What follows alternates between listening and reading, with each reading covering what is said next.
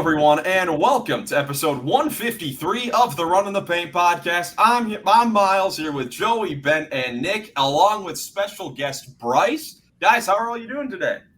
Feeling good, feeling great. Glad to be back with you. So I missed the last podcast. I was feeling quite under the weather.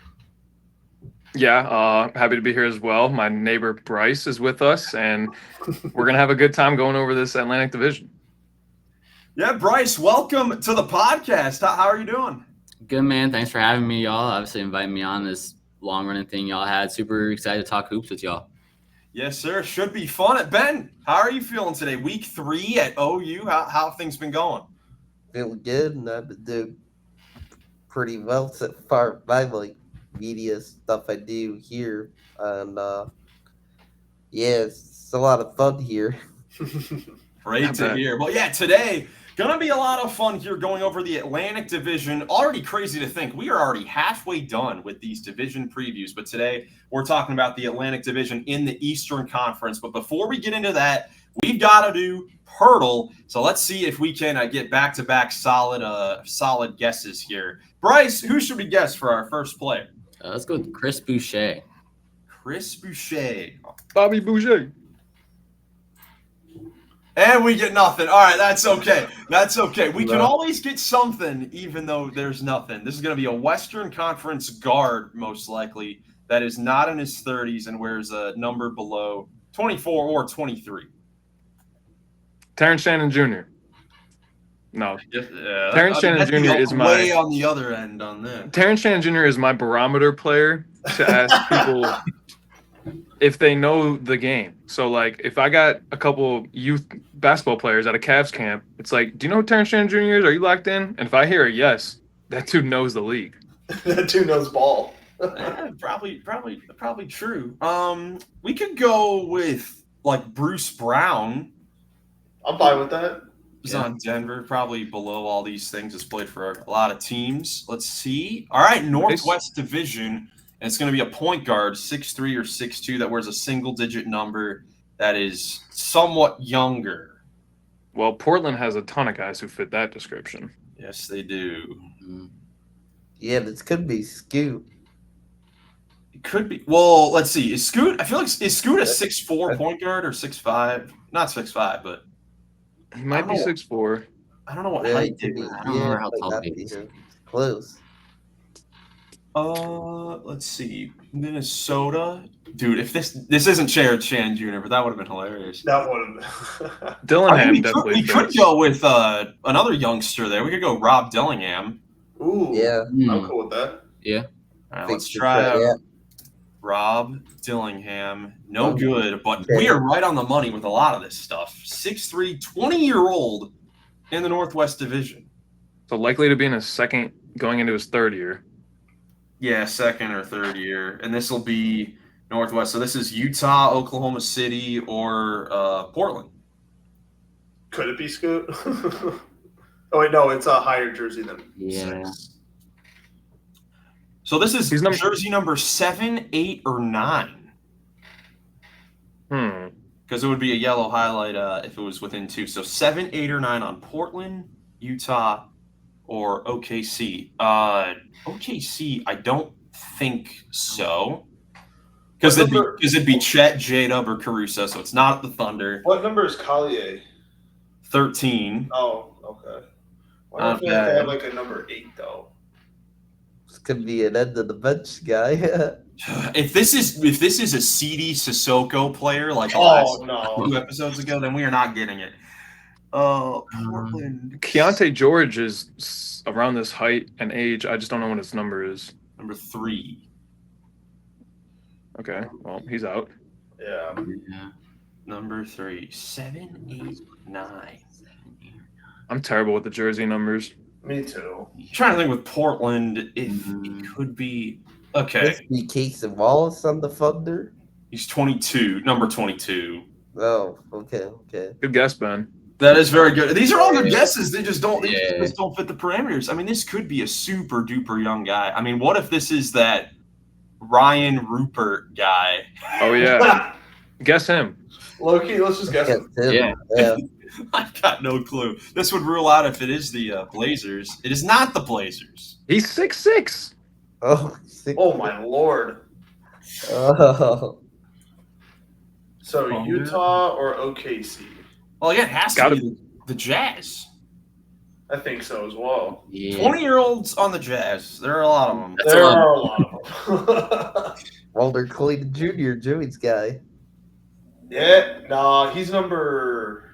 Well, I don't know. Is he older than 20? How long was he at Florida? He was in college for like 3 years. He was in college for a minute. I don't Yeah. think it'd be him. I was gonna say 3 to 4 years minimum. Yeah. Collier, Keontae George. I mean, unless they just randomly switch their jersey number on us. Yeah, Goodness, I don't know. I don't. Show me the silhouette. Show me the silhouette. Oh, man. Oh, We have come across another toughie because it's not Cody Williams. I mean, is it? It could. I mean, should we just try Collier or Keontae? Yeah, maybe he changed his number. Maybe. That's like our only hope here. Let's go with Collier or Keontae George. Collier. Probably Kelly. be closer, I think. Then we got him. Hey. All right. Hey. Okay. Took long enough. He did change his jersey number. Isaiah Collier in 5. Took us a little while, but did end up getting him in 5.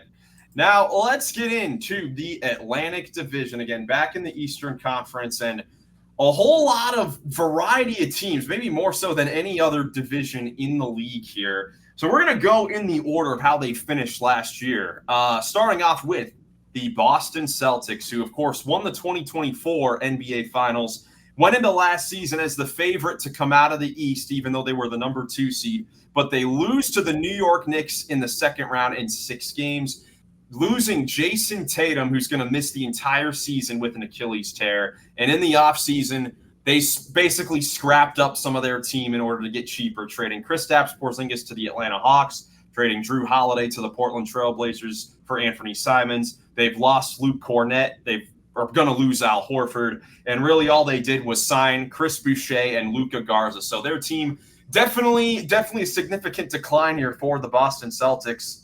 Ben, let's start with you here. I guess, what did you think of the moves that the Celtics made here? I mean, we knew coming into the summer that they were going to have to get a lot cheaper, especially with Tatum out for the season.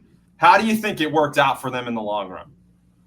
I mean, it was an interesting offseason for Boston. I guess, after the fortunate Tatum injury, there was some change of plans that they had to make here with the offseason. And, I think they did all right with it. I think they had the move on from Porzingis and Holiday. I think it was time with those guys, and they got rid of both of them, of course, through trades was good. They're kind of on big contracts, getting older, so it's a good idea to trade them. And like the Drew Holiday deal, they got Anthony Simons back. He could be good for them, something for them this year, along with Derek White and Jaylen Brown, who will be back this year. And I think White and Brown could put up big career years potentially this year. They're going to be able to get the ball a lot this year. And really, it's like the Pacers are what I think the Celtics are kind of going to be this year. Just, lost their superstar to an unfortunate injury. Who's out all of this coming year, and it's kind of just a retool year. They'll, try to win games, compete the best they can, but I just don't, think they're going to be great this year. Yeah, Bryce. I mean, of course, the Celtics in a very difficult position here. I mean, what are your thoughts, I guess, on their roster and the moves that they made, particularly getting Simons out of kind of the mess that they had with having to shed salary? Yeah, I mean, when I looked at it, getting that Simons pickup obviously may hurt them defensively a little bit, but it may also help Brown and maybe not give him as much of a workload this year. and give him that second option he can go to kind of get somebody else the ball in their hands and maybe go get them a bucket, a younger guy too, that maybe they can even retool around later on. And again, the Porzingis and Drew Holiday, it was kind of time for them. Porzingis kind of barely played his whole injury history, his illness, whatever's going on with him. And it was good for them to kind of get off of him, but now they are kind of lacking that big depth, which is going to hurt in a very long down the road, which is obviously something they're going to have to look towards, especially now losing Al Horford too. Just that's a big weak spot. And again, just going to be a really tough year for them this year. I just off of that point, like I think Simons, Brown, and Tatum have a shot to be like a crazy big three in a year. They might move on from Simons and turn him into something else, but like just the idea of those three playing together really makes me excited. Like I think that would be a crazy big three. And so what I'm specifically going to be watching for this year is like Derek White, Sam Hauser. They got Baylor Shireman who's going to get a chance. Like, can any of these guys pop? And then they turn that into a package for a big man. Yeah, I mean, Joey, you have to be thinking, I mean, look, the Celtics for the first time in a while are not going to be going into this season thinking that they are going to win a title or compete for a championship. It's going to be all about the next season when Tatum comes back. And like Bryce has pointed out here, the big depth is just not there. I mean, you losing Tatum, Porzingis, Horford, and Cornette all in one summer is just not a great look. So, I mean, they're going to have to figure out who is going to be that next starting five when they're competitive for the 26-27 season. Yeah, originally, like, you think, like, even with that starting lineup, I'll be honest, they could still compete for even almost a playoff spot with Jaylen Brown, Derek White, and Simons and Pritchard with Joe Mazzulla as their coach, like, especially in the East. Like, they can compete. However, I tend to agree that they're just going to retool next year. I don't really know. I'm kind of with Nick where I think that you just kind of find out what the young guys can kind of do. Wait to see what kind of people pick up injuries because you don't have the depth. So some of your guys are going to pick up a knock here or there throughout the season, and maybe you just shut them down early so they can get healthy for the up next year. And who knows, you give all these young guys, maybe one of them will show out and create like a big 3 or 4, because I'm with Ben as well. Like Jaylen Brown and Derek White could just absolutely go off this year if those are the two top options. And even, I mean, I think it's been reported that Peyton Pritchard, reigning sixth man of the year, is going to be the starting point guard with Simons coming off the bench. So, I mean, offensively, it's a Joe Mazzulla team. They're going to hoist up a ton of threes yet again. Simons fits in perfectly with that. It's just, defensively and getting rebounds on the interior that's going to make it a little bit difficult. Ben, what are you going to be watching for on the floor this season with the Celtics? I'm going to be watching, I guess, any of these, younger guys like a Shireman or, I don't know, Hugo Gonzalez, who they drafted in the first round this year, or someone just comes in, gets some time, steps up, and then, hey, could I see them looking good enough on the court to where, they could possibly want to keep them past, this year, and then, on next year when, they're looking to try and be competitive. I'll be looking for that, and I'll be, watching their center rotation too. Definitely doesn't look too good to start the year. I'm thinking that, maybe even during the middle of the season, they're going to need to just pick someone up to fill in there at center, but definitely need to have a solution there at center and have it all retooled by next season. They, just want to get back to being competitive again. Yeah, I am very curious to see how the bigs play. I mean, Keita is looking very good for Portugal in Eurobasket right now. He's even shooting threes, but that's obviously a different different style there. Luka Garza's always been a guy that I feel he was always at the end of the bench for Minnesota the last couple of years, but I feel like every time he came into the game, even at the end, he would just put up buckets. So like I don't know how he'll play with more minutes. He's a tryhard, that's for sure. Yeah. Nick, how do you think the Celtics are going to try to play out the season? I mean, of course, like I said, they know they're not really a championship contending team. And a guy like Jaylen Brown, there were reports that he was playing through a partially torn meniscus at the end of last year, had surgery. And of course, Tatum's out for the full year. Do you think they could maybe explore like really load managing on his minutes and Derek White's minutes and those important guys' minutes, because they do have their own first-round pick this year? So, like, my question for this team is there really any reason that they should want to make the postseason? Like, would it even do them any good? I don't think so at all. I mean, I think it should be like a gap year by definition of it. Like, if Brown is nursing a knee thing and, like, you lost KP, you lost Horford, you lost a lot of guys, and including that, you lost your superstar. So, like, yeah, it's setting up like a gap year. And if you're an executive making decisions about multi-billion-dollar franchises like this, then, like, you got to do what makes sense money-wise. And it just doesn't make sense to really be good, because it's gonna come at the expense of your opportunity to be good next year. And, like, that's how you would have to think about it. What I wanted to say, though, I lost my train of thought. Oh, they're gonna have to play defense. You asked Ben, like, what are you watching for on the court? The last couple of years, they've been able to chuck threes and, like, outscore people. Like, they were 30th in pace last year, but second in offensive rating and fifth in defense. So, like, those are going to take a slide on both ends. So I think they're going to have to play defense this year. That's what I'm going to be watching. And I think their goal could be, like, a malleable thing throughout the season, like, depending on how well they play, like, what they're shooting for by the end of it.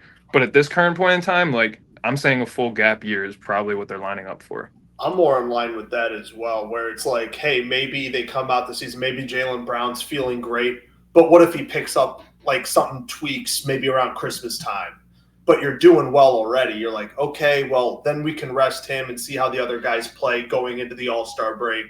Then you take it. It could be an ever-changing, like you said, throughout the season, very malleable kind of what you kind of want to go for. You like that word, huh? I do. I really do.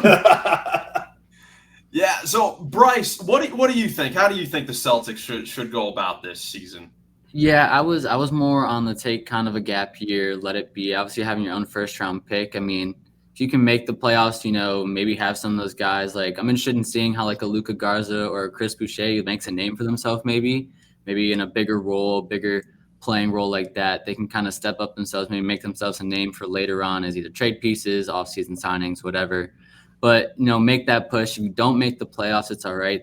I haven't really fully looked into college basketball yet, but they had some good freshmen coming in this year, Darren Peterson, the Boozer twins. Like, there's some guys that could be coming out in this next year's draft that are valuable to them and that can go out and get if they do take that gap year and say, hey, it's okay if we don't make the playoffs, or maybe even just make the play-in, get there, and maybe miss out on the playoffs off the play-in. I think it's good if they take the gap year, retool, and see how some of these guys perform and play. Yeah, absolutely. And the thing that's just so funny about the East and, with teams like the Celtics and the Pacers, it's like in the Eastern Conference, there are a lot of teams that are going to be tanking at the bottom already, and some of them we haven't even gotten to with the Southeast, and we'll get to one here in this division for sure here later. Their over-under, their projected win total for the season is at 42.5 wins still, which is tied for sixth in the Eastern Conference, which just shows how crazy it is in the East, that 42.5 wins would get you sixth. But what do you guys think for 42.5? We're all saying gap year, so probably thinking under, but what do you guys think? I would say under. I think they're going to start tanking towards the end of the season. I would also say under. I hope it's under, because I hope it's a gap year, because that would be the best situation for them. I'm under, but only by like a couple games. I think they'll still kind of hover right around 500, potentially just with how the East is, but I'm still under. Ben, how about you? Yeah, that's tricky, but I think they're going to hover right around that mark if I have to guess on what they're going to do. I guess I'm going to slightly under, but I think they can finish right around what Vegas hands. I like the Vegas projection there. That's why they make them. Yeah, I'll go slightly under as well. We'll see if they can somehow make their way into the playoffs. I believe they've made it the last 10 years since 2015. So we'll see if maybe even 11 seasons. So we'll see if that streak ends this season. Moving on to our next team here, the New York Knicks, who last season, up and down regular season, but they still won 51 games, were third in the East. And then they defeated the Celtics in round 2, but fell to the Pacers in the conference finals in 6 games. They fired Tom Thibodeau, hired Mike Brown, and they signed a few free agents to fill some depth in there, signing Gershon Yabusele and Jordan Clarkson, and today re-signing Landry Shamet. So the Knicks are definitely heating up here. Joey, this is the Knicks team here. What were your thoughts on the moves they made this offseason? Immediately hated the Tom Thibodeau firing. I think we talked about it when it happened on the podcast. He's a good coach. He got you to the first time in 25 years, to the farthest you've ever been. And you're like, all right, well, that's enough because we didn't make the finals. Bro, stop. You couldn't have beaten Tyrese Halliburton when he was making game-winning buzzer beaters every single game. But I do like the coach they hired, Mike Brown. He did fantastic in one of my favorite cities, Sacramento, and made them competitive in a very tough Western Conference. So I think. So you've never been to Sacramento? I want to go. My dream is to go to Golden One Center for a home Sacramento Kings game. Any Joey wants to light the beam. Light the beam. No, we're talking about the Knicks. I do like Mike Brown. I also really like Yabusele. He was one of my favorite players in the Olympics. He played great for the Sixers, if I'm right. If I'm correct, yeah.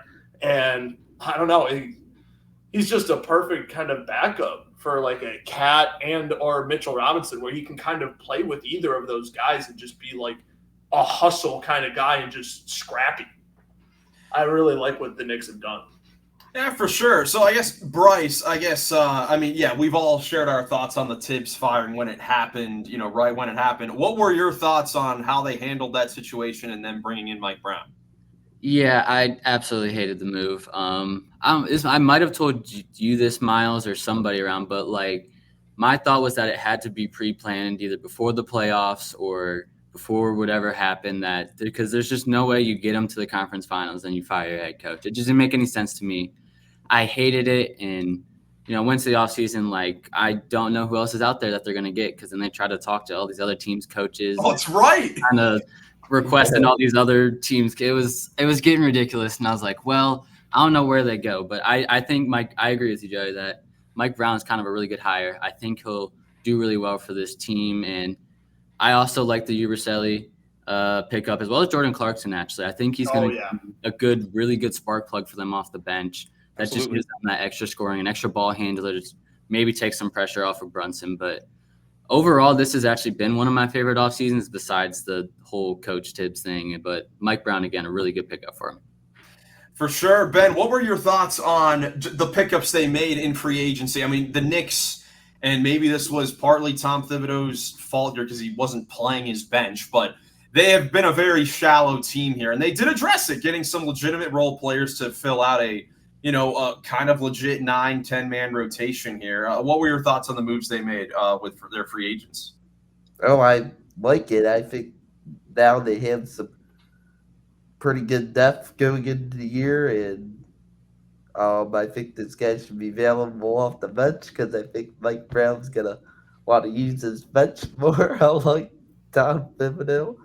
But Jordan Clarkson, he still is a good scorer. I think he can provide a good scoring punch off the bench for them at times. And Yabusele can play some good defense and do some solid scoring. I like him as a backup, big guy option. That I think that's going to help them too. And he's played pretty well recently in the Olympics and on the 76ers last year.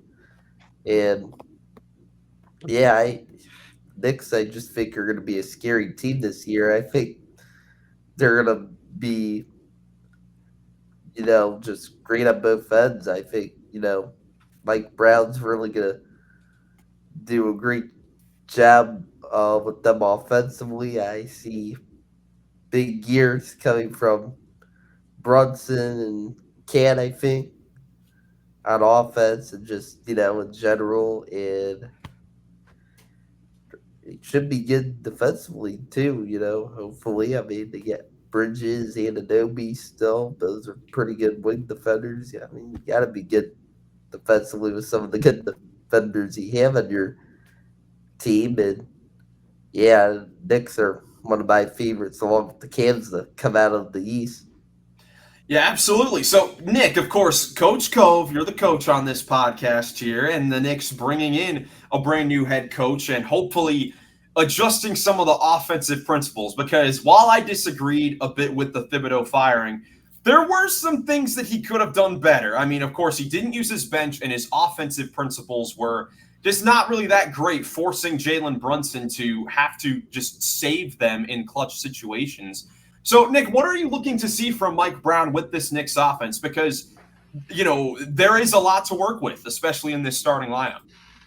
Well, last year, another team that was very slow on the offensive end, they were 26th in pace. And I think Mike Brown's going to address that with some early offense stuff so that when Brunson is bringing up the ball, he doesn't have to feel like he has to create a shot for somebody right away. Like, maybe as soon as they get a bucket, we're sprinting the lanes and I'm going to go have OG set a pin down for Cat to come towards the ball. Or I'm going to let the trail guy, Cat maybe, who inbounded it, sprint up ahead to the corner. And now Mikal Bridges is coming around, and I could even go a DHO handoff on the wing and just get some early offense, some pin screens, some flare screens, some flips, some handoffs. I think that's going to be a lot more organized under Mike Brown, and that should be able to help the Knicks.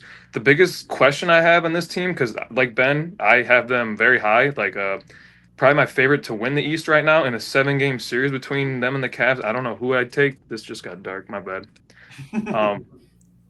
But their biggest question is Cat's defense and whether or not he can be a legitimate high-level defender as a center on a high-level team. But the things that they do have going for them in that regard is 3 of the top wing defenders in Bridges, Hart, and Anunoby. And then you got one of the best, I think, backup centers in the league, in Mitchell Robinson as well. So even their biggest question to me is it had some answers.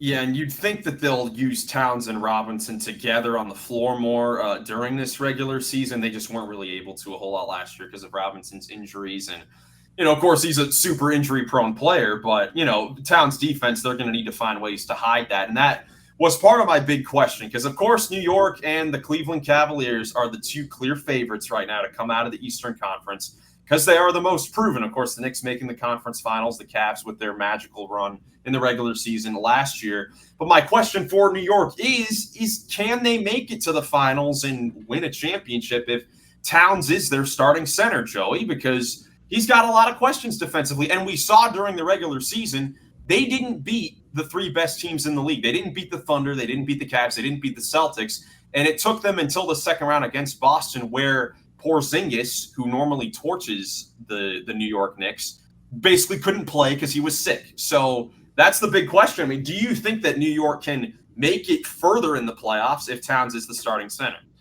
At least if, for example, I know if the Cavs and the Knicks meet in the Eastern Conference Finals, I right now would probably still take the Knicks. I would probably take the Knicks over the Cavs just until I see the actual improvement just based off of last year and these players just names on the roster. But until they actually play, we won't be able to tell. But if you're telling me if they can win a championship, I really need to see Cat play defense because if you're going to go against Chet Holmgren and Isaiah Hartenstein, they're going to torch you. If you're going against Jokic, he's going to torch you. If you're going against the Lakers or even anybody else in that Western Conference, they're going to torch you. Sengun for the Rockets. I don't know, man. I don't see how they could win a championship until Cat proves he can at least be like a Jokic, where he's just a body there that can disrupt people just outside of just being like a cone there.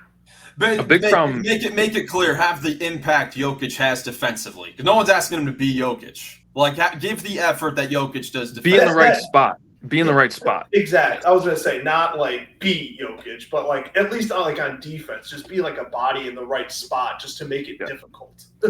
Yeah. So, Bryce, another question for you that we could throw all around here, because I've been toying around with this question the entire offseason, because really it is Cleveland and New York at the top of the East right now.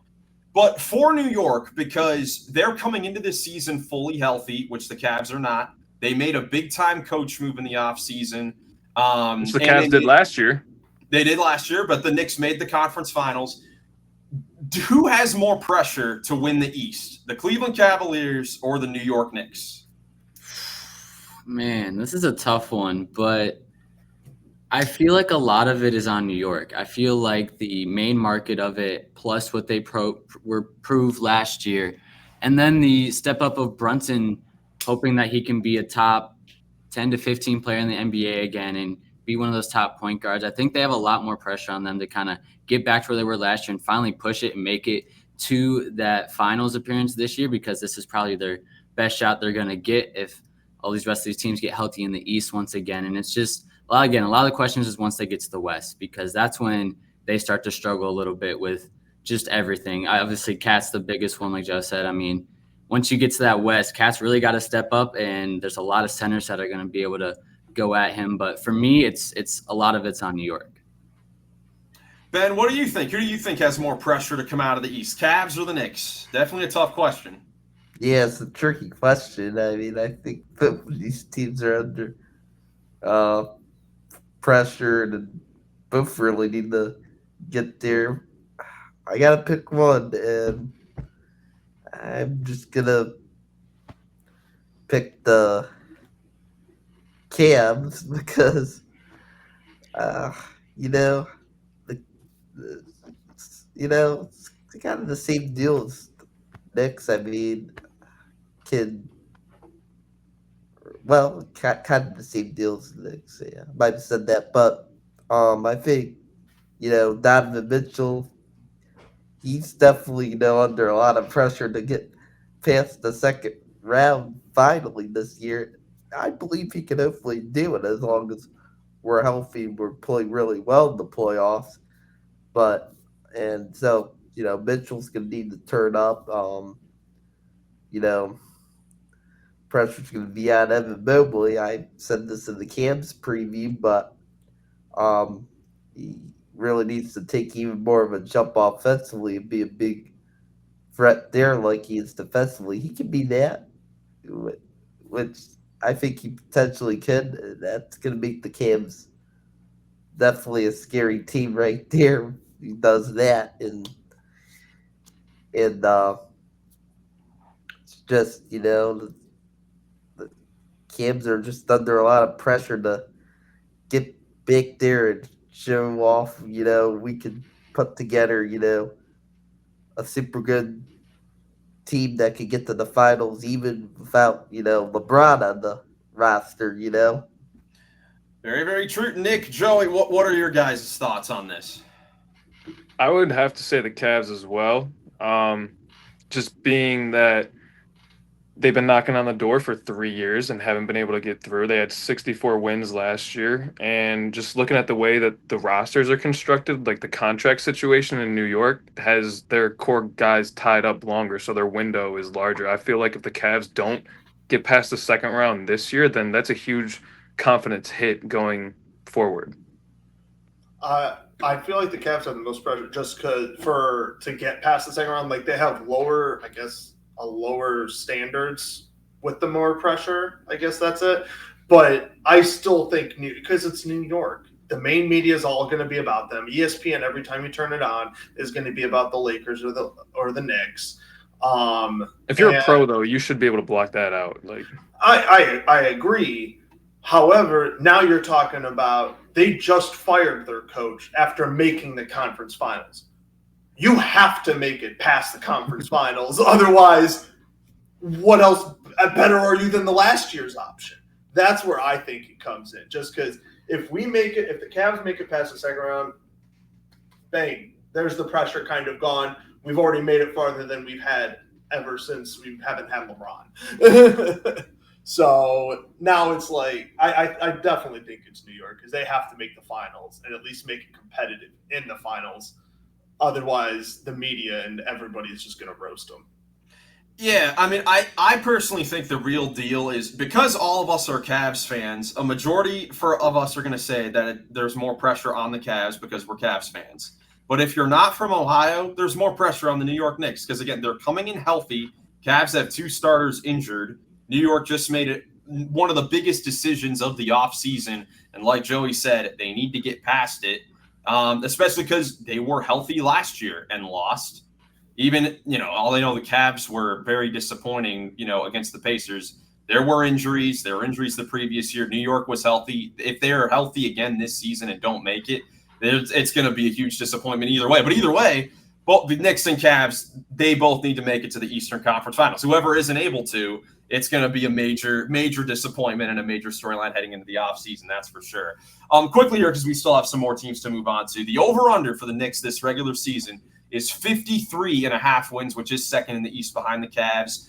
I'm going over on the Knicks because the East is so weakened, and I think there is a chance that this could be a 60-win team in the East because it is so wide open, and they are healthy coming in.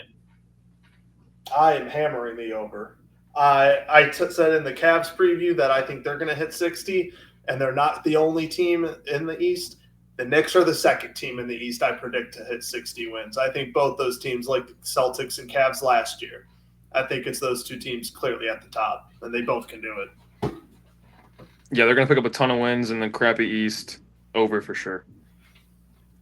Yeah, I'm hammering that over. I'm just like Joey. I mean, I think they'll, get close to around 60 wins like the Cavs, and I mean, the East is, not a great conference, so I feel pretty confident in the Knicks, especially because, they're going to have all their guys to start the season too, and I think have a good chance of, hopefully staying healthy during the season. Yeah, Bryce, you over as well? Yeah, I'm on the over. It's a pretty easy over for me.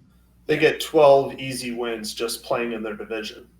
Or 12 to 16. Well, okay. I don't know about that. Some of these other We just talked about the Celtics being a gap year, and now we're about to go to these next 2 teams. And if you really think they're going to be better. Well, I don't know better, but they can always steal wins. But let's move on to one of those teams. Let's go to the Toronto Raptors, going to the team up north who last season 30-52 record, 11th in the Eastern Conference, but they did make a major acquisition in the middle of the season, getting Brandon Ingram from the New Orleans Pelicans and giving him a contract extension.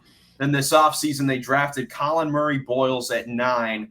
Those are really the significant things that happened with the Raptors. Of course, Masai Ujiri also parted ways with the Raptors organization. But besides that, basically the same looking team as they had last year, except now they have Brandon Ingram. So, Bryce, starting off with you, I guess, what do you think about this Raptors team, on paper? Because they haven't really been healthy for us to really see if they can be anything special. Yeah, haven't been super healthy, and I think that's still going to be a concern this year. Brandon Ingram's been injured a lot, but I think this team's going to be decent, especially this year in this East. I think that if they stay healthy enough, I think they have a couple really good scorers that can put the ball in the basket, and their depth. I love the draft pick of Murray-Boyles. I loved him in college, and I think it was a good pickup for them to add some more length and stuff. They're a good lengthy team, which I think is very important in today's NBA as well, to have that length. And I think they'll kind of sit in the middle of the pack maybe a little bit, maybe bump up just a little bit to like a 7 or an 8 seed potentially, and maybe even have a chance to sit in the playoffs and not make the play-in. But I think this year is going to be the year for them to build themselves some confidence and then go into next year even better. Couldn't have said it better, really. I mean, they have a lot of guys that perfectly fit Raptors basketball, like with a lot of just tall wings that can do a whole lot of things. I mean, Nick, what do you think about their team? Yeah, I totally agree with Bryce. I mean, I'm going to be watching for their young core of Scotty Barnes, Emmanuel Quickley, and RJ Barrett to see, like, is this the core that we're going to go forward with? Like when Grady Dick and Jacoby Walter and Colin Murray Boyles are taking that third-year jump, or they're hitting their stride as like legitimate NBA players, is this the core guys that we're going to want to lead them as we try and be the best team that we can be? So I don't know if that's for certain yet, and I think that depending on how well they play this year, like that is what Toronto's going to be figuring out. I think Bryce, you're right on the money with like the length and stuff. The roster is very like defense heavy, sort of like shooter heavy, which is great in today's game.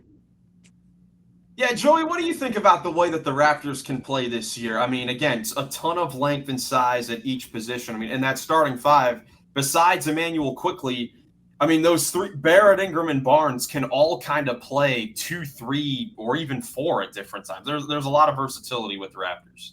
It looks like, just based off of looking at this, they got point guard, and then they got like almost like 4 to 5 guys right there that can, even on the bench, that can literally play any of those 3 positions. Just positionless basketball at its finest. They can ask all 3 of those guys to do whatever. They can run plays for all 3 of those guys. I'm really looking forward to how creative this offense can be, because they can do anything. It's realistically, like what Nick said, these jump of these young guys as well, and their core guys to lead them. But they can get real creative and fun with it. I'm very excited to watch this Toronto team. Especially being coached by Darko Rajakovic, who the last couple of years, I saw this description somewhere that he's a very good coach who's just there at the wrong time, because they were not looking to be competitive. And now that they are probably looking to win some games here, try to make the postseason, I'm excited to see how he is as a coach, because I think he can be a pretty good coach. Ben, what are you looking forward to watching with the Raptors? What are you most excited to see with their guys on the floor? Yeah, the Raptors will be an interesting team this year. I think they're a team that will,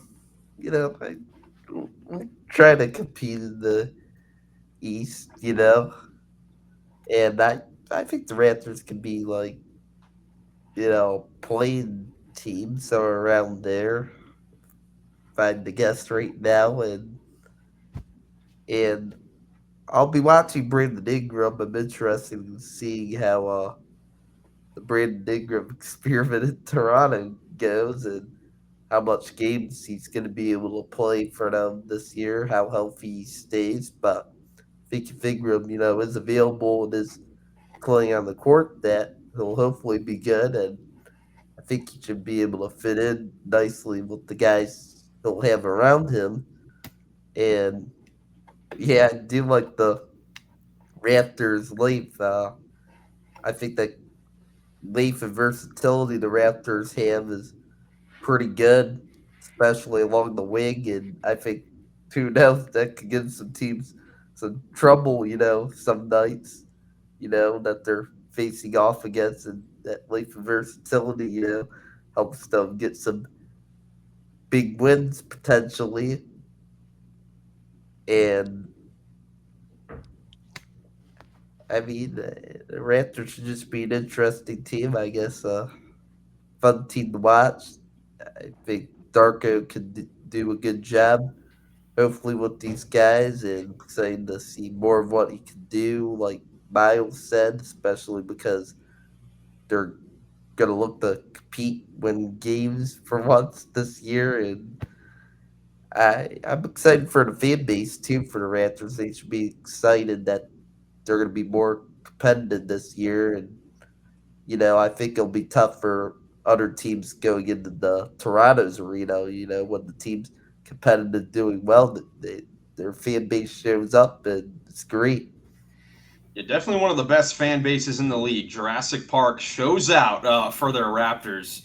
Bryce, we're talking about how good they could potentially be defensively because of all the length. But how about offensively? Because they have a lot of solid guys in that starting lineup with Barrett, Ingram, and Scotty Barnes in quickly, and even Pirtle's a very good underrated center. But for those top 4 guys, they kind of all need the ball to be successful. So how do you think they're going to figure out the pecking order of who's the top option, who's going to get the ball at the end of the game? Like, how do you think they're going to try to play that out?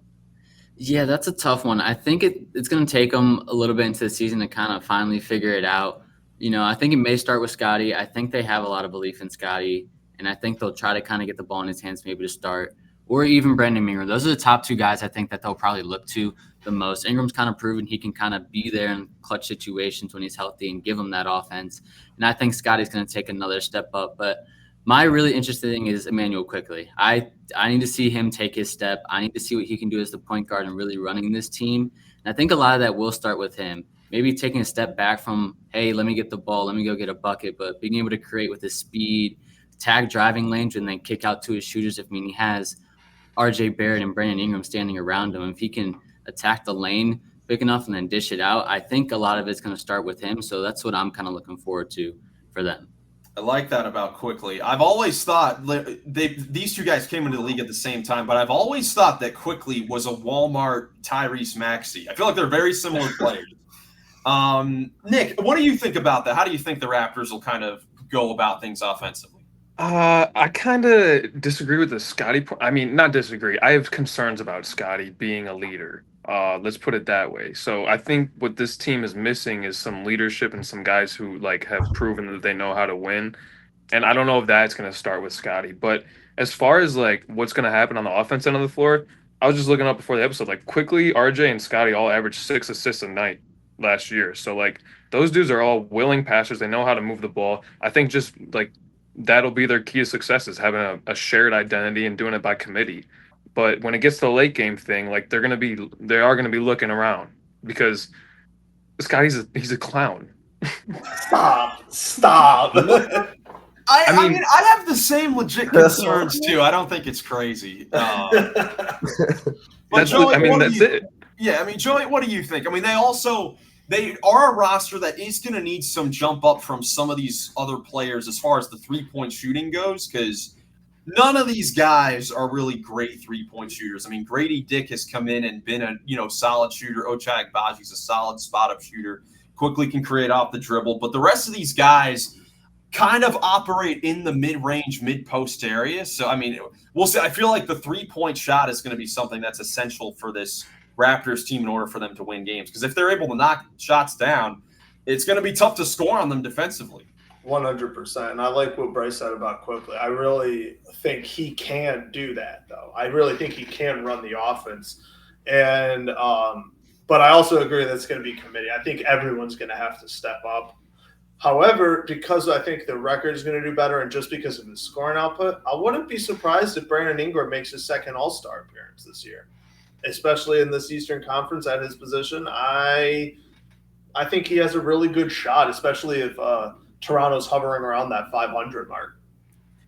Yeah, it definitely could happen. I'm excited to see if he's healthy, obviously. Right.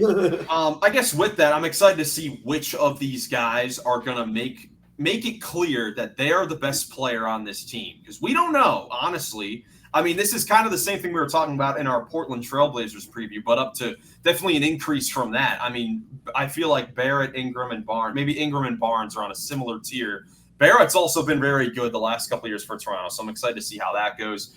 Interested to see how far the Raptors can go, maybe even in future years with this core of players, because they've kind of locked themselves up with this quick rebuild that this is the core for them going forward. And I don't know if this is going to be a team that can really make it super deep in the playoffs, conference finals, championship contender, but that can be, a later problem for this Raptors team. As far as this season, they're projected to win 37.5 games, which is tied for 10th in the Eastern Conference. Joey's going over.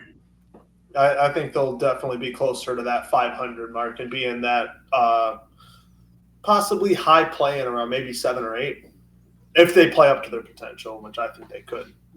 Ben, what do you think about the Raptors for 37.5? Yeah, that's a bit too low for me. I got to go over. I think they're going to finish in play range, so I agree with Joey on them. All right, Nick? I would go over as well, only because we went under with the Celtics, and coming into the episode, it was 10 Celtics, 11 Raptors, but now I kind of feel a little bit different. So I think the Raptors have a shot at making that getting that 10 spot, and like they would be taking it from the Celtics as far as like my projections are going. Interesting. All right, Bryce, how about you? Yeah, over. I think maybe around 40. I think they may get around 40 wins. That's kind of where I'm at, but just a barely over if they can play and stay healthy. Yeah. Yeah, I would agree with that as well, because I mean, kind of like we've been talking about with these guys, lots of really solid players, but this does scream pretty mid-team, because there are going to be some nights where they just don't know what to do as far as distributing the ball. You know, they're going to fall asleep defensively some nights. Like, I don't know. I feel like the start of the season, it could be a little trickier than you know we think as far as them figuring out who's the alpha dog, because these are still pretty young guys. Like that type of stuff may really matter to guys like Brandon Ingram or Scotty Barnes or RJ Barrett. Like, I'm the guy here in Toronto. This is my team. Like, that might be difficult for this team to start the year. They got a lot of potential, but we really kind of have to see it to believe it first. Well, they got Darko at the helm, so he'll figure that out. You're right. But it still may be a situation where the East is so weak and they've got so many tanking teams like this next team we're going to talk about that they're just in the play-in kind of by default. So we'll see what happens with the Raptors. But next up, we do have the Brooklyn Nets. GFF. The garbage fire franchise, who last season started the year pretty well. We thought they were going to be the worst team in the league. Everyone did, but they started off pretty well. They sold off all their assets, ended up winning 26 games, were 12th in the East, came into the summer with a ton of cap space and decided to use it to draft 5 rookies in the first round. And they decided to also use it to take on Michael Porter Jr.'s contract in exchange for Cam Johnson. They also got a 2032 unprotected first-round pick from the Denver Nuggets in that trade. They also got Terrence Mann from the Atlanta Hawks, Haywood Highsmith from the Miami Heat for nothing.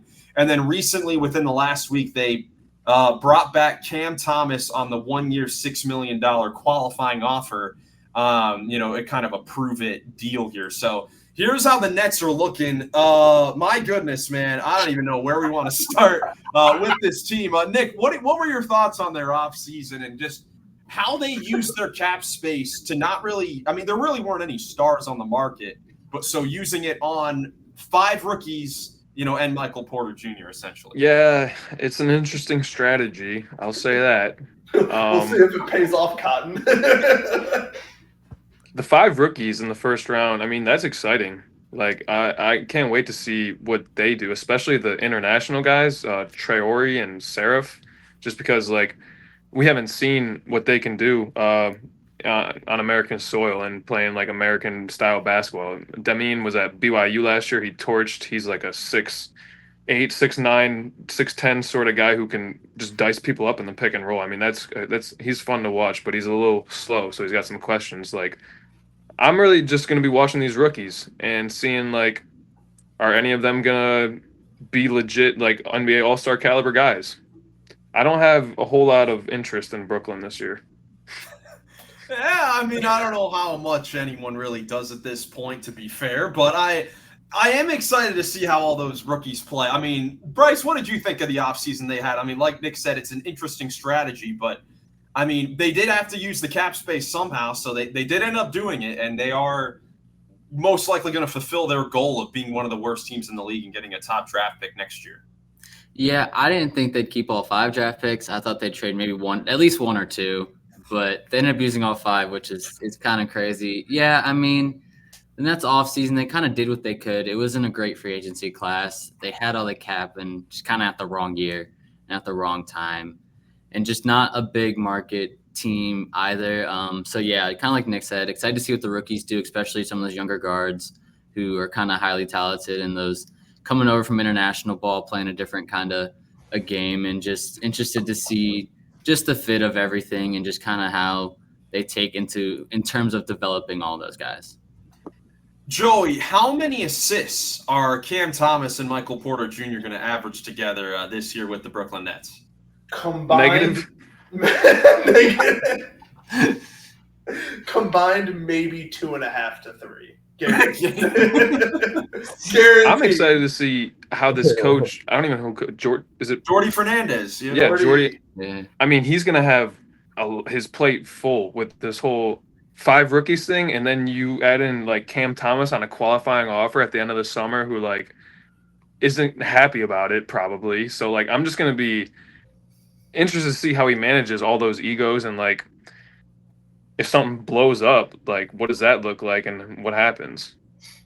Yeah, I mean, the way you put it, yeah, bringing in 5 rookies and the 2 veterans are guys that just look to shoot the ball. Like it's going to be hilarious.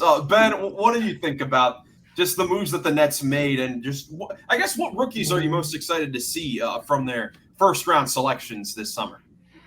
Yeah, they took like 3 rookie point guards, so Yeah. that's their point guard lineup. It's quite interesting. Yeah, I'll be watching those rookie point guards. Devin, Troy, Zero, who does the best out of those guys, and can any of those guys or any of their rookies look like building blocks for the future? I'll be watching for that. Yeah, I mean, overall, I wasn't a huge fan of the Nets draft class or really the players they took, but maybe they'll prove me wrong. I don't know. It was a interesting strategy by Sean Marks, and all your point guards are all rookies, and they all kind of seem to do like kind of the same stuff for what I know. I mean, they all seem like they were pretty good passers before, but like all could, I guess work on their shot creation, get that better and stuff. So yeah, they got that. They got Keaton Thomas, Mike Porter Jr. Oh my.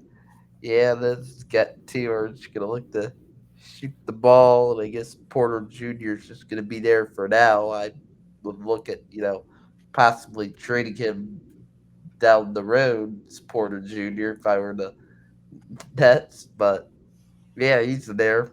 Keaton Thomas, and yeah, the Nets just look to rebuild, take if they can get a high draft pick, because they really need to get one of the top picks in next year's draft, to where, then they can hopefully land one of those future franchise changing stars that some of these prospects that are in next year's draft are seeming like guys that they could be. Yeah, I mean, look, I know we're laughing talking about this team and their offseason, and we've been, obviously the GFF, garbage fire franchise or whatever, but I think we can all agree these were probably this was the right decision. I mean, to bring in a whole lot of young players and to go in on being bad. Like the garbage fire franchise award that we started out last season does not go to a team that's just bad. You have to be bad for other reasons. And I don't think the Nets will win the GFF award this season. I was gonna say, I call them the GFF. They will always be the GFF in my heart, and I will always refer, because they are the OG GFF. However, this year of them committing to the young guys and just being terrible, this is the most non-garbage way to handle this year. Like this, they're still in the running. They're still going to be in the running. They're always going to be in the running because they're going to do something. Well, yes, they can. Because like I said during the offseason, I know Joey, or maybe it was during our top 10 small forwards list, Joey had Michael Porter making his list, and because of projecting him for the season. And I'm like, dude, he could go crazy, but I could also see this being the small forward version of Jordan Poole to the Wizards. Like, yeah, you're not wrong. It could just be a total disaster for that reason. But they're doing what they're supposed to do, keeping some cap space open the next few summers for if a star does want to be traded to Brooklyn. Because, it is still New York. We saw Durant and Irving and Harden want to go to Brooklyn. So it is still a attractive landing spot for some of these star players. Before you say the over-under, I'm going to go under. I don't even care what the number is. I was going to say, I want to hear how high this number is. Well, I was going to ask you guys first, heading into the season, is this the worst team in the NBA? Yes. Because I know odds-wise, it's the Nets and the Utah Jazz are the worst. Have the worst odds in the league as far as wins goes. At least they have Markkanen and Ace Bailey. This team doesn't have anyone who really like. They got Michael Porter Jr. Yeah. I mean Porter Thomas. James Thomas and Michael Porter Jr. I love that combo for no good reasons at all. Yeah, so that'll be something. But the projected win total, 20.5 wins for the Brooklyn Nets. What do you guys say on this? Hammering the under, bro. Yeah, I think it's gonna be hard for this team to win games. Yeah, I'll take the under. Yeah, I'll go under as well. Although we did see Jordi Fernandez get his team to play some defense in certain games and steal some wins at the beginning of the year. I don't know if it's happening this year. I mean, I feel he's probably a fantastic coach, but I gotta imagine in the NBA it's hard to coach rookies. Like that's probably the hardest player to coach as a rookie, and he's got 5 of them. And again, with 2 essentially shot chuckers. Yeah. And even like Nick Claxton, who's their defensive anchor, has had moments of being a hothead and getting into altercations and all this stuff. So. I can't make this bet because the 3 of you are under 21, but Nick, I'll make a bet with you for $5 that the Brooklyn Nets do not even hit 15 wins this year. I was going to say, they've been 15 games. They've been 15 games. That's hard. Yeah, that's. I don't think they make 15 games because they're still in the East. They're going to still play like the Jazz and the Wizards, and one of these other East teams that we project to be good is going to be bad because of injuries or something. Like, I think they'll win 15. I think they can get to at least 15. This is hilarious, but Ben, you're going under too. I'm guessing for the yeah. All right, Brooklyn Nets. It'll be a funny year, we'll say, for the Nets. Final team, can't believe that they were the worst team in this division last year, the Philadelphia 76ers, who just got destroyed by injuries across the board. I mean, this time last year, we were probably saying that the Sixers had the best offseason in the league, but we weren't able to even see it really formulate on the court here. They won just 24 games, 3rd worst record in the East. And this offseason, they got the 3rd overall pick. They used it on BJ Edgecombe. And they didn't really make any other moves besides that. They did sign Trenton Wofford. And at this time of recording here, they have not re-signed or made anything with Quentin Grimes yet, who's still a restricted free agent. But there have been reports that they are looking to move on from either Andre Drummond or Kelly Oubre to try to clear up cap space to bring Grimes back to the team. So this is what the Sixers are looking like. I mean, on paper, again, this is a team that could do some decent things here. Bryce, why don't you get us started with the Sixers? I mean, what do you think of their roster? Because they didn't really do a whole lot this offseason besides the Edgecombe draft pick. What do you think about their roster? I do actually like the roster. I think they have some decent depth, and their starters, when they're playing and they're together, I think they'll play really well. I'm excited to see them back and hopefully healthy enough to play because this team on paper is really good. I think the roster is good enough that when they're healthy that they will be able to perform and play well. So I'm excited to see all of them come back from injury, especially Maxey and McCain, 2 of my just favorite players in the league, especially last year McCain just jumping on the scene like he did. So I'm excited to see those 2 guards kind of come back and kind of lead this team as well. Yeah, Joey, how about you? What do you think about the Sixers and I guess their decision to draft VJ Edgecombe at 3? How do you think he fits the Sixers roster here who are looking to compete? I actually think he fits pretty well. I'm a big fan of Jeremy McCain. I thought he played great last year before he got hurt. I really like this team, and I really do like VJ Edgecombe. I think he'll fit in perfectly, but my big concern is which kind of Paul George are we getting? Is he truly just at the end of his career like he showed last year, averaging only 16 points, or are we going to get the 20-plus point scorer shooting 41% from 3, dangerous, just offensive output kind of guy?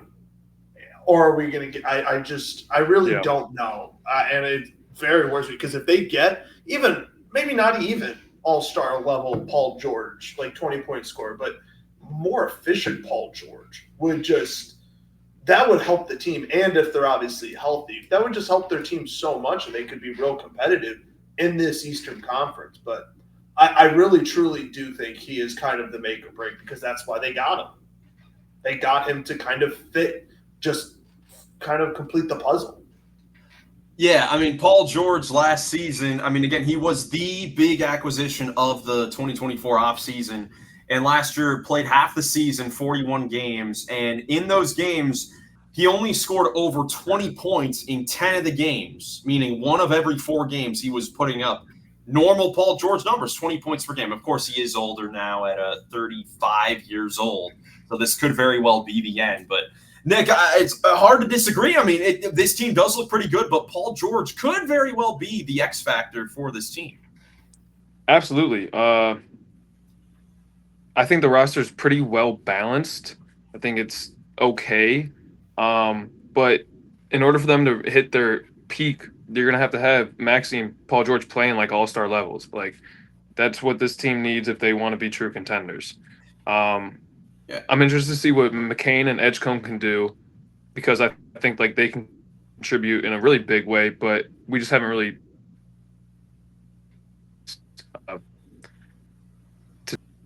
Oh boy, lost Nick there. Hold no. on, hold on. Let's get him back here before he loses train of thought. Nick's back. I don't even know what I was saying. Okay, you already lost it. All right, it is what it is. But no, so I agree. I mean, Nick, with Maxey and Paul George playing at their level to compete, that's going to be important. But again, this is a Sixers team that, I mean, we're really not talking about this team as having a ton of pressure in the Eastern Conference as well with the Knicks and the Cavs, just because of the awful year they had last year. But again, this is another team that has not made it past the second round in this iteration of the team. And in order for them to do that, Embiid needs a bounce-back season, first and foremost, before anything even happens. Joel Embiid needs to play like the All-NBA superstar player like he was in the 2024 season. I mean, it was just 2 seasons ago, he was putting up 35 points per game. Like, you know, it's just if those last years for Embiid and George were really bad off years, and that's what we're going to have to start getting used to, or if specifically Embiid can bounce back, you know, from that, you know, off year. Ben, what are kind of your thoughts on the 76ers and kind of the way that they've formulated this team? I mean, they are pretty balanced as far as at each position, besides, I mean, the power forward position is a little rough, but they're kind of running this sort of 2-timeline thing like we've seen with the Warriors, where you've got Embiid and Paul George, you know, these 2 veteran, you know, star players at their peak, while simultaneously bringing up Maxey, McCain, and Edgecombe. Like, how do you think that can kind of play out for this Philly team? Yeah, I think they have solid depth. It's going to be an interesting team this year. I mean, who knows how good they're going to do. They're a tough team to project how good they're going to do this year. I'm interested, you know, when we get to the standings where we're going to have the 76ers at. But Yeah. I think, you know, I hope Embiid can come back and be healthy this year and look great. It's a question mark, though. It's one of my question marks I have with the 76ers. Will Embiid get back to the MVP caliber player that he used to be again this year? I don't know. I mean, I believe if he stays healthy and once he gets ramped up with playing, that he can, but we'll have to see. 76ers are going to really need that out of him if, you know, they want to take advantage of a weaker East this year and actually get back to competing and winning a lot of games. And Paul George, he's a question mark too. I don't really know if he can get back to what he used to be. I mean, my guess is he's not gonna be what he used to be. But I mean, if he plays well and on the wing, plays some good defense with MVP, you know, Embiid, you know, well, MVP caliber Embiid, you know, hopefully back for them, then I mean, they can still be scary. I mean, I definitely like the guard rotation, you know, they got there now with Maxey, then drafting Edgecombe and McKee, Quentin Grimes look pretty good. Even though the 76ers weren't really, you know, trying to compete when he was playing pretty well, but I believe he fits to get on that team too in the guard room. So yeah, McKean and Maxey, when they're healthy, they're a lot of fun to watch. I think they can be hopefully pretty good offensively. Then VGH I believe, can hopefully turn into a pretty good two-way guard. And I'm interested to see how we can develop there though, because they got other good guards. They got George and Embiid. I'm intrigued to see how Edgecombe will be will be used and how he'll develop. That'll be something else I'll watch with them. Yeah, for sure. Question for all you guys that just came to me while talking about this team. Bryce, we'll start with you. Are the Philadelphia 76ers the wild card of the East? Because, again, on paper, if this team can play to their potential, they could be one of the favorites to come out of the East. Yeah, I do think they're the wild card. It obviously depends on a lot, but just looking at it, I think a lot of people are writing this team off or maybe even forgetting about this team just because of everything that happened. And so I think that's going to open them up to having a really sneaky good year and being that wild card that could kind of really disrupt everything with the Cavs and the Knicks and just in the East in general. 100%. And it'd be fun to see. Yeah, it would. It'd be fun because right now, heading into the season, I mean, just for the very beginning, it's kind of tricky because, again, New York is clearly healthy, but then everyone else, like Cleveland, even though they're the favorites to come out of the East, they're facing 2 injuries to to 2 starters. Everyone else is unproven or is just not as good right now. So it would be fun in the Eastern Conference if we could get some other teams that can show potential to really compete, if for a title or go deep in the playoffs. I mean, if Maxey and Paul George are playing like all-stars, then they will be up there as long as Embiid is healthy. The other thing that I thought about was, like, you were saying Oubre might get moved on and Watford to make room for Grimes. Like, it's not a good thing if you're choosing between 2 starters. Yeah, let me check. It would be Oubre or Drummond, I want to say. I'll quickly check the report, but they had Oubre and Grimes both starting. I know McCain will be back, but they might have him coming off the bench.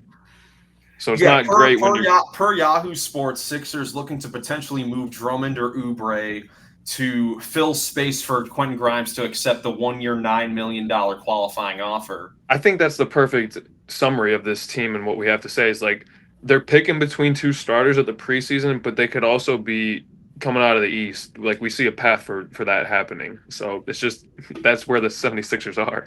They have the highest ceiling and they have the lowest floor. Like, they could be one of the worst teams like they were last year, or they could be a favorite like Cleveland and New York. Yeah, because when looking at this roster, they look really good. Again, besides that 4 position, because even Kelly Oubre is not a power forward. They do not have a power forward on this team besides Watford, I guess. But we'll see. We'll see what move they decide to make. I mean, it would hurt to lose either of those guys, even though, it would give time for Adem Bona of the Sixers, second year center, who's pretty good shot blocker. So, they could give him more time. But either way, we'll see what happens with that. They can't afford to lose Grimes, though, I feel like. Even though they are stacked at the wing depth, he was so good for them last year. It was crazy. It was about the only thing that went right for them last year besides, Jared McCain.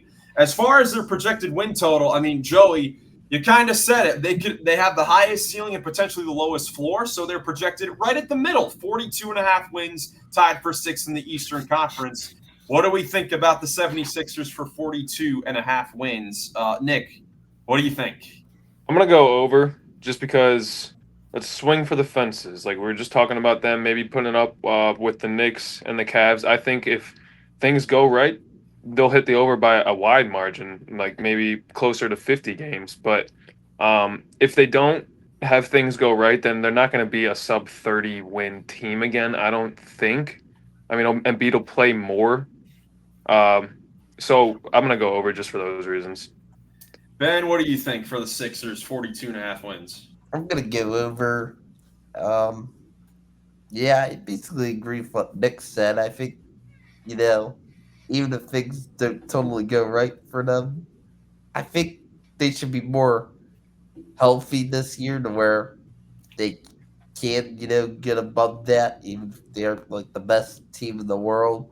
But I mean, I'm thinking they have the potential. They're healthy, and that there's potential to where a beat can get back to looking super good, to where they could just, prove that they can hammer that as an over. So yeah. Yeah, just quickly looking, I was looking to see what the 76ers draft pick status was for this season. And just like last year, and the same for 2027, it is top 4 protected to the Oklahoma City Thunder. So they, so they either need to be really good or be right at the bottom there. But I don't know if the draft gods would get them a top 3 pick like they did last year, again. Bryce, what do you think for the Sixers, 42.5 wins? Yeah, I'll take the over. I think they're probably going to hover maybe around the middle, just depending on how things go. But if they play their potential, they'll easily be a 50-plus win team. So, I mean, I'll safely take the over. And then Joey? I'll be different. I'll go under. I think they'll be up. I think they will be closer to 30 wins than they are going to be to 40 wins. Ooh, closer to 30 than 40. Interesting. Wow. I think they'll be maybe around 31 or 32. This has to be the biggest jump up from last year, 26 to 42. 20. As far as projected win totals, I'll quickly check here. I mean, I would think so. I believe yes. I believe it is the highest jump up. Yeah, because it's a double-digit jump up.